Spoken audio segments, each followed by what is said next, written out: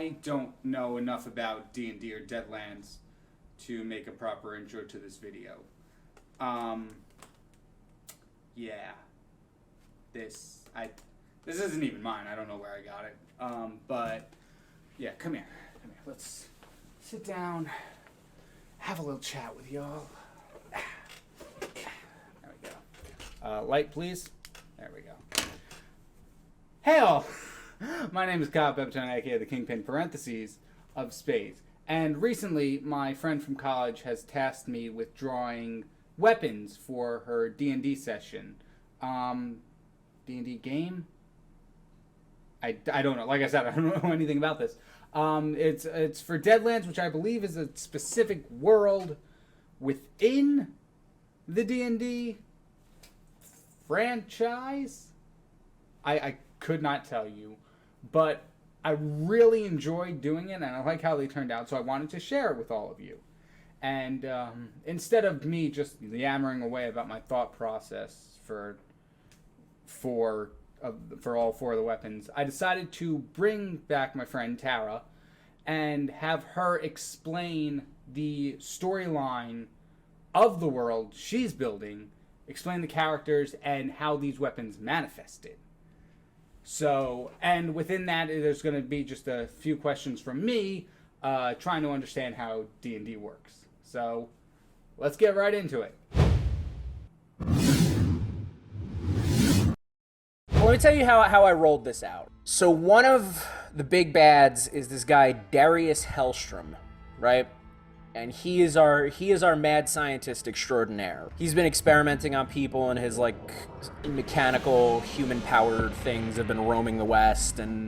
But he was our big bad for this chapter, right? And compounded by the fact that he was in the city with Emmett is one of our players. His character's name is Clyde. Clyde is... How do I describe Clyde? In the character building process, Clyde took both attractive and very attractive in the same move. He's so hot it's difficult for the NPCs to deal with him sometimes, but he's also not that bright, but he's also a great shot. And so this is Emmett's character, right? One of Emmett's character's defining things is that his dad is a politician who ran out on him, and his mom basically left his mom to die, literally, and that, moved on. But the way the story ended up happening was that his asshole father was in the same city as our big bad. So I had them, linked up with each other, basically. We had an episode where things got real serious with Clyde meeting his father for the first time as an adult. And then that kind of segued into the boss fight, which was against our mad scientist, Darius Hellstrom. Before they got to the city and all this, I had them doing quests for this witch. She's wonderful. She's a benevolent character, and I love her so much. And she communicates through the party by a magic sheet of paper that writes out her thoughts and sends them to them. And her whole thing was... She lost her dog. So I had them going around trying to find this woman's dog, named like Fluffy or something. And every step of the way, she was kind of peeling information out of them. What do they want? What do they like? What's their favorite color? What are they, what do they want out of life? Eventually they do find Fluffy, who was a 90-foot tall, not like 10-foot tall, like demon dog. He's adorable. I love him. The thing that was chasing Fluffy around almost killed Emmett. Clyde almost died in that fight, but anyway. So after this happened, she heals them up. She gives them the paper so they could communicate, and she makes them this potion. And the potion, for each one of them, is glowing with their favorite color. And that she's like, drink it. I think this will help you one day. Fast forward back to the factory, and they're starting to see puffs of this color around them. Like Nate's character, whose name is Grant, he's a former train robber, gangbanger pretty much. He goes outside and he sees, his thing was he wanted to stay and travel with the people he cared about. So out where the horses are tied up, he starts seeing flashes of orange and orange smoke, because orange is his favorite color. And they went to a shooting range to practice, and Emmett, who wants to be the best cowboy of all time, his character's favorite colors are yellow and blue.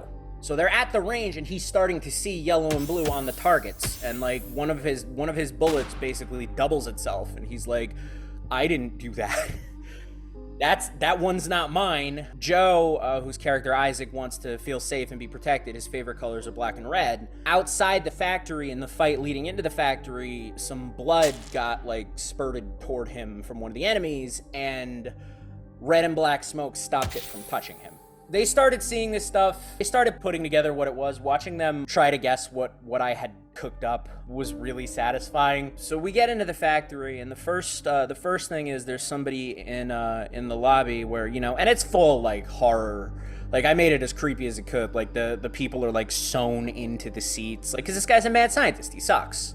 He's got to be horrible. You got to hate him. So he's like torturing all these people to keep them contained and experimenting on people, you know. There was somebody there who was trying to get in their way, and Mike's character, whose name is Sally, and she's a reporter. She wants to be a reporter. She wants to be the best reporter and always get to the truth. Her magic thing manifests first, and it's the bow and arrow. She's really tentative about drawing it because the guy's visibly scared, but she's like, I don't want to shoot him. So it shoots him, and he doesn't take physical damage, but he immediately spills every bit of information he knows about the layout of the factory, who's where, doing what, and then he passes out. And then her weapon disappears. The next one up was Clyde, Emmett's character. So they're in the fight.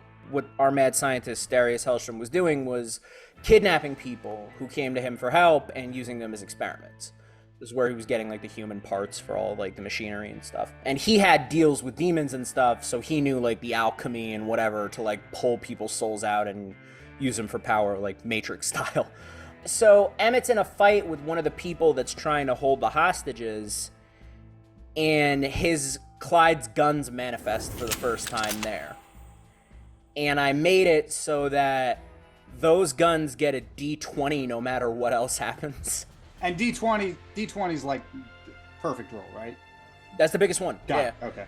Okay. It's not guaranteed to hit, but it is bigger than anything Emmett has. And Emmett's maxed out in shooting. Like, right. Clyde is strapped, and it goes above that. So it's a D20 on top of once he hits, right? And he knocked this guy out in one shot. You drew 2 rifles, which was super cool. He gets 2 shots. I'm doing it basically per day for now. As they level up and use them more, that might change.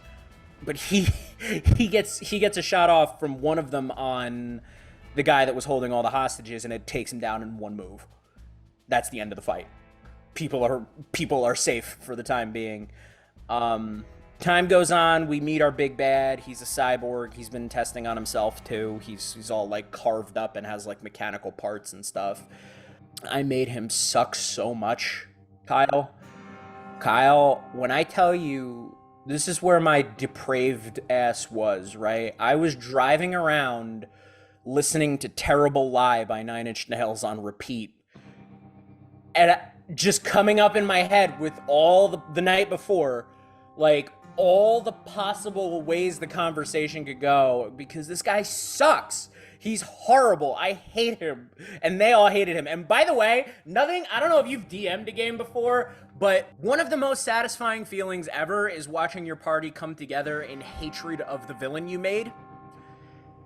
And I had this moment where I was sitting at the edge of the table and all 4 of them were staring daggers through me while I was voicing this guy. I was like, I did it! I win! Yes! Like, oh, it was such a cool moment. But he basically gets his ass kicked. And as part of that fight, Emmett used the other rifle that Clyde had. And basically, this guy sees them he's, dying on the ground, and he starts to see that his hostages are getting released. Like, they're guiding the hostages out of the factory where they're held. Basically, he's like, I can't let this slide. He's like, even if I'm gonna die, I'm gonna hurt them on the way out. So he aims his gun to basically blind fire into these civilians, right? And Joe is the closest. I took so much finessing to make sure that Joe was the closest because I wanted this moment to work. When he lets the shot off, that's when the shield manifests for Joe. And it blocks the shot, and then Joe, this was his idea, checks him with it and finishes him off with the shield, just because he, like, the shield lands, it blocks the shot, and then just whack. I was like, oh my god, that's so cool. The last one was Grant, Nate's character. They didn't get to blow the factory up during the fight. I was waiting to see. I had it planned out. Depending on which way they were gonna go, they had the option to blow the joint up, and they didn't take it. After Joe hits him with the shield, he drops his gun out of one hand, and he drops a switch out of the other. The switch gets let go of. It's basically the fail-safe, failed deadly to blow the place up in the event he died during the fight. So the hostages got out first, but I tried my best to describe this in slow motion. I don't know if it worked or not, but I was like, you could see, you know, the explosive, like the wave coming through and tearing the building to pieces and stuff. And the people you let out before are free, but you're not clear. You're not safe. And this is what would kill you. And then I had Nate's carriage manifest around them and basically keep them safe as the blast from the building blowing up pushed them out into the away from it. And you know, they eventually rolled to a stop near like the 50 people they ended up saving. So that was how I rolled them out. That was why I was, and like, because I wanted to be as extra about it as I could, right? I had to.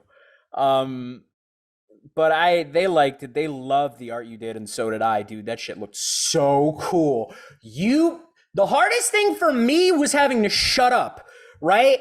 Because you sent the sketches with like all the original things, and like the carriage with like the pentagrams for wheels was your idea, and like the shield looked cool as fuck, and the bow with the skull in it, and I'm like, and you sent them to me on a Sunday, which is usually when we do our sessions, and I was like, oh shit! Nate's like, what? I'm like, nothing. He's like, what did you see? I'm like, I can't tell you. I kept that shit zipped up because I didn't want to blow it for like weeks.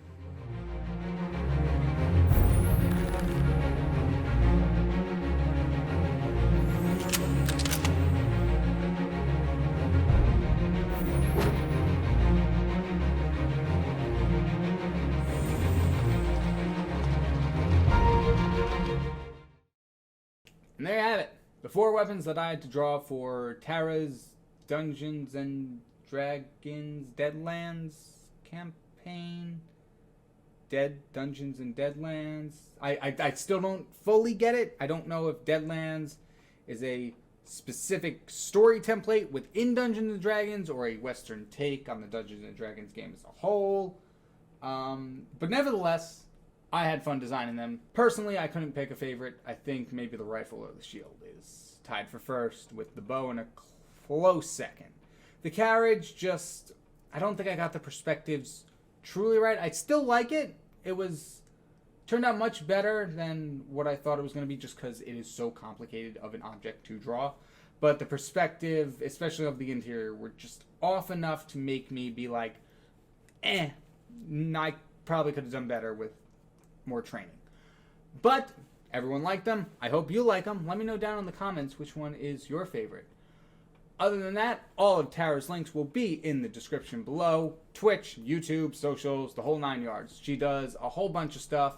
Music, streaming, gaming, all that. And she was even a guest on Heavy's the Crown with Vector and Nicole.